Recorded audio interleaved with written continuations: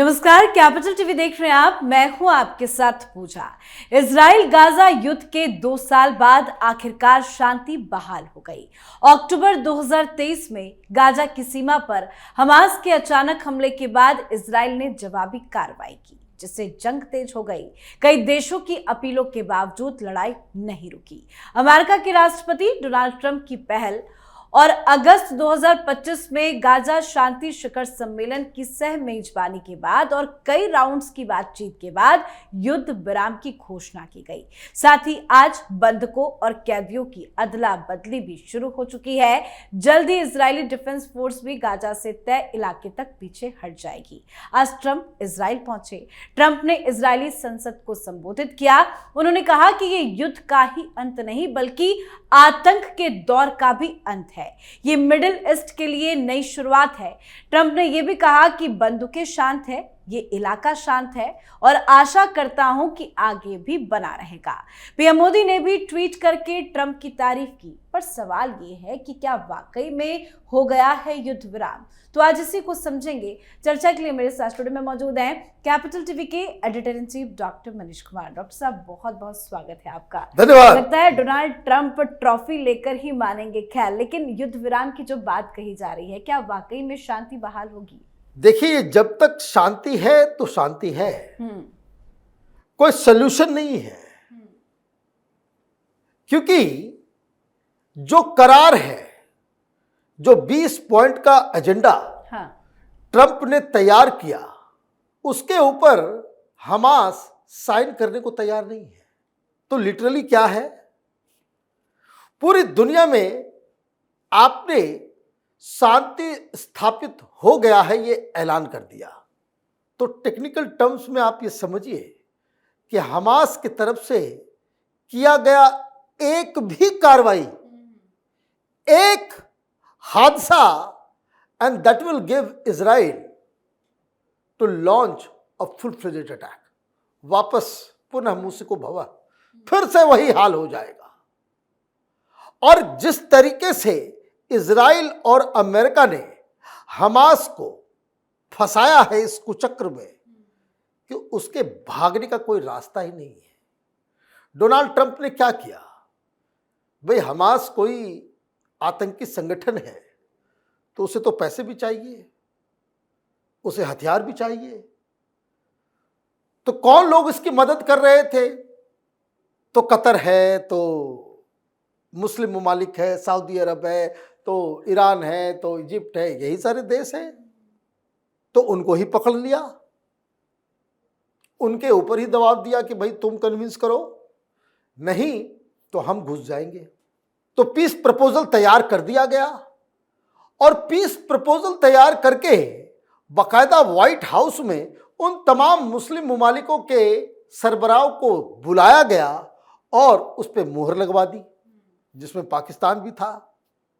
पाकिस्तान जल रहा है ना भाई, इसी चक्कर में जल रहा है कि तुम वहां गए क्यों? क्योंकि उस करार में जो सबसे प्रॉब्लमेटिक हमास के लिए, गाजा के लिए, वो ये है कि हमास को सारे हथियार देने होंगे और जितना अंडरग्राउंड टनल है उसको नेस्तो नाबूद करना पड़ेगा। जो आपके ठिकाने हैं उसको खत्म करना पड़ेगा और गाजा की सुरक्षा वो हमास के लड़ाके के पास नहीं, हमास की सरकार नहीं होगी, बल्कि एक इंटरनेशनल कमिटी उसके ऊपर गवर्न करेगी, जिसके मुखिया डोनाल्ड ट्रंप होंगे। मतलब डोनाल्ड ट्रंप का कब्जा उसके ऊपर होगा और वहां की सिक्योरिटी एक इंटरनेशनल फोर्स के हाथ में होगी। इस पे हमास एग्री नहीं कर रहा, क्योंकि हमास से अगर ये सारी चीजें, हथियार भी ले लिए, वहां गवर्नेंस भी ले लिया, वहां कंट्रोल भी ले लिया, तो फिर हमास तो सड़क पे आ गया।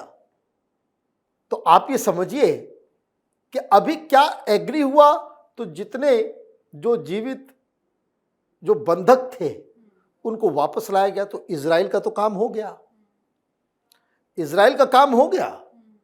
अब काम हमास का है कि जो डिस्ट्रक्शन हुआ, जो मिट्टी में मिला दिया गया पूरे गाजा को, उसका रिकंस्ट्रक्शन कैसे हो और उस जमीन के ऊपर जिस पे इजराइल ने कब्जा कर लिया, वापस हमास का कब्जा कैसे हो।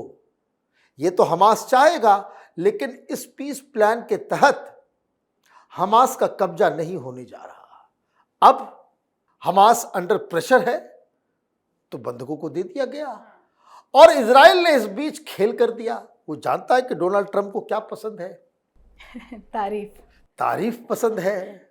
और तारीफ इतनी हो गई कि जब वो आज वहां के पार्लियामेंट को वो बकायदा एड्रेस करने पहुंचे, सारे लोग खड़े होकर के ताली बजाते रहे। प्रेसिडेंट ऑफ पीस, और प्रेसिडेंट ऑफ पीस कह दिया गया। गदगद हो गए इजराइल से।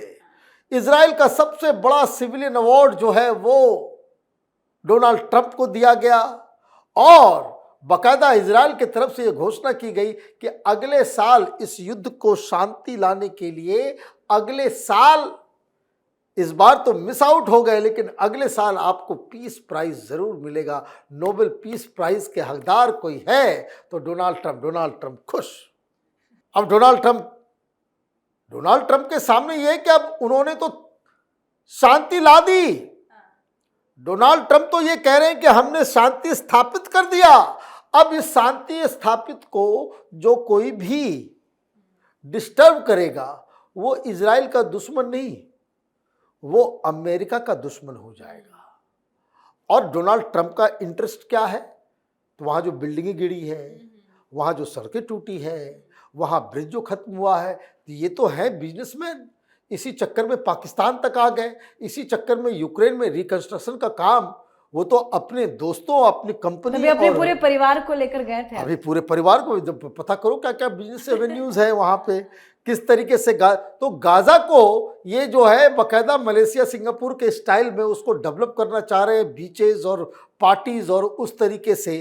तो उसको डेवलप करने का एक प्लान जो डोनाल्ड ट्रंप ने बनाया है, तो ये तो एक तरीके से न सिर्फ आप ये समझिए कि हमास के लिए सेटबैक है, दुनिया भर में सारे वामपंथी इसके खिलाफ जा रहे हैं। पीस नहीं चाहिए। जो लोग स्टॉप मैसेकर, वहां पे जनसंहार जो हो रहा है, वहां कत्लेआम जो हो रहा है गाजा के अंदर में, स्टॉप द वायलेंस, ये कर रहे थे ना वामपंथी कि from the river to the sea Palestine free free free. तो ये फ्री फ्री करने वाले लोगों के ऊपर भी एक बहुत बड़ा झटका है। अब क्या करेंगे? वो हमासी नहीं रहेगा, अमेरिका का कब्जा हो जाएगा, शांति तो आ जाएगी भाई, शांति आ जाएगी। और जो पीस प्लान जो है उसमें गाजा का 30% वो ऑलरेडी इजराइल के पास है। पूरी तरीके से गाजा को नहीं छोड़ के जा रहे हैं। जो अक्टूबर के बाद जो वहां पे हमला हुआ, हमला के बाद जिस तरीके से इजराइल ने पूरा कब्जा किया, धीरे धीरे करते करते उस पूरे इलाके का 30% अभी भी इजराइल के पास रहेगा। और बाकी जगह पे किसका रूल रहेगा? तो डोनाल्ड ट्रंप का रहेगा। तो ये मुसलमानों के जो मुद्दे, जो हमास और गाजा करने वाले लोग, चाहे प्रियंका वाड्रा हो, देखिए बैग लेके गई थी, तो पीस प्लान आया है तो कम से कम उसके ऊपर एक ट्वीट आना चाहिए। नहीं, अब जो हमारा देश का विपक्ष है वो ये सवाल खड़ा कर रहा है कि पीएम मोदी ने बहुत अच्छा मौका गवा दिया, क्योंकि पीएम मोदी को भी न्योता भेजा गया था, पीएम मोदी नहीं पहुंचे। तो लोग बोल रहे हैं कि भाई मोदी ने बहुत अच्छा मौका गवा दिया नहीं जाकर। देखिए, प्रधानमंत्री मोदी किसी भी चीज को करते हैं वो डोनाल्ड ट्रंप नहीं है। हाँ। प्रधानमंत्री मोदी इसलिए नहीं जा रहे हैं, वो बिल्कुल सही नहीं जा रहे हैं, वहां पे कोई मौका नहीं गवाया है। भारत की अपनी एक स्टैंडिंग है, प्रधानमंत्री मोदी की अपनी एक स्टैंडिंग है। प्रधानमंत्री मोदी को इजराइल का सबसे बड़ा सिविलियन अवार्ड मिला हुआ है, तो फिलिस्तीन का भी सबसे बड़ा सिविलियन अवार्ड मिला हुआ है। भारत के ऊपर फिलिस्तीन का भी विश्वास है तो इजराइल का भी विश्वास है।